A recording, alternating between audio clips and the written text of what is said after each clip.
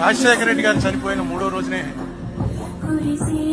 వినాయక నిమజ్జనం సరిగ్గా సెక్రటేరియట్ ఎదురకుండా హుస్సేన్ సాగర్ లో జరుగుతుంది. ఊరంతా డ్రామా, డబ్బులు, డాన్సులు భయంకరంగా ఉంటుంది. ఏంటి అసలు ప్రతివాడు వాళ్ళ ఇంట్లోంచి వినాయకుడిని తీసుకొచ్చి కలపవలసిందే అనేటువంటి ఒక యుద్ధం జరుగుతున్నట్టుగా ఉంటుంది. ఆ రోజు బాజా భజనలు లేవు, బాణసంచాలు లేవు.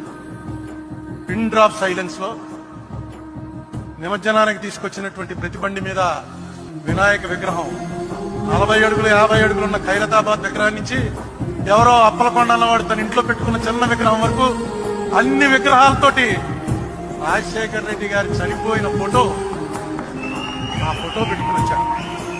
బహుశా ఈ గౌరవం ఎవరికి దక్కదు, ఎందుకంటే అది ఎవరో పెట్టించి ఫోటోలు పంచిపెట్టింది కాదు, పేపర్లో పడ్డవి కట్ చేసుకుని అక్కడ అంటించుకుని